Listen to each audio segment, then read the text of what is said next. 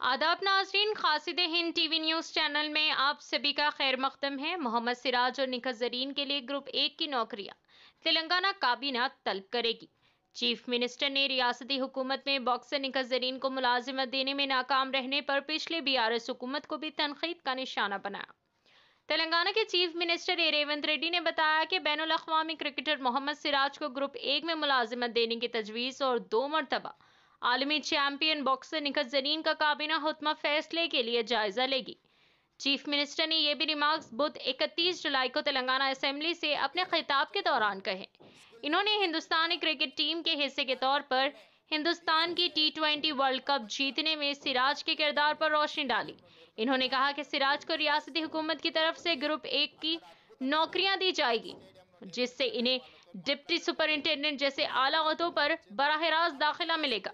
Police का DSP अगर वो पुलिस फोर्स में शामिल होने का इंतखाब करता है। चीफ मिनिस्टर ने 2022 और 2023 में 2 आलमी चैंपियनशिप गोल्ड मेडल जीतने समेत इनकी नुमायां कामयाबियों के बावजूद बॉक्सर निखत ज़रीन को रियासती हुकूमत में मुलाजिमत देने में नाकाम रहने पर पिछली BRS हुकूमत पर भी तनकीद की।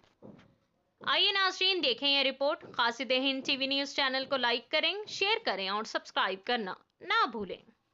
ఆటలలో కూడా రాణిస్తే ఉద్యోగాలు వస్తాయి, ఉపాధి వస్తుంది, ఆ కుటుంబానికి గౌరవం పెరుగుతుంది। ఈ విషయం ప్రపంచానికి తెలవడం కోసమే ఈ రోజు నిఖత్ జరీన్కి ఆర్థిక సాయం అందించాం। జూబ్లీహిల్స్ బంజారాహిల్స్ ప్రాంతంలో ఇల్లు కట్టుకోవడానికి 600 గజాల ప్లాట్ ఇచ్చినాం। చదువు కంటే కూడా క్రీడలలో రాణిస్తే తప్పకుండా ఉద్యోగ భద్రత ఉంటుందని ఇంటర్మీడియట్ పాస్ అయిన సిరాజ్కు మనం ఇస్తున్న గ్రూప్ 1 జాబ్కి యాక్చువల్గా డిగ్రీ క్వాలిఫై అయి ఉండాలి। మనం ఆ ఎడ్యుకేషన్ కూడా ఎగ్జామ్షన్ ఇచ్చి మరి మనం సిరాజ్కి ప్రభుత్వ ఉద్యోగం ఇవ్వడం జరిగింది అధ్యక్ష। నిఖత్ జరీన్ గ్రాడ్యుయేట్ కాబట్టి వారికి కూడా మనము గ్రూప్ 1 DSP కార్డర్ పోస్ట్ ఇవ్వడం జరిగింది। BCCIతో మాట్లాడుతున్నాం। నిన్న ఎక్కడైతే బేగర్ కంచెలో మనము స్కిల్స్ యూనివర్సిటీని ప్రారంభించుకున్నామో దాని పక్కనే BCCIని ఒక ప్రపంచ అంతర్జాతీయ స్థాయి క్రికెట్ స్టేడియంను నిర్మించడానికి మేము భూమి కేటాయిస్తాం, మీరు వచ్చి అక్కడ అద్భుతమైన క్రికెట్ స్టేడియంను నిర్మించండి అని వాళ్ళతో మాట్లాడడం జరిగింది। వాళ్ళు కూడా ముందుకు వచ్చిండ్రు। కాబట్టి ఈ స్పోర్ట్స్ విషయంలో నిధుల కేటాయింపే కాకుండా ప్రత్యేక కార్యాచరణ, ఎందుకంటే క్రీడల పట్ల నాకు ఆసక్తి ఉంది, మీకు అందరికీ కూడా తెలుసు అధ్యక్ష।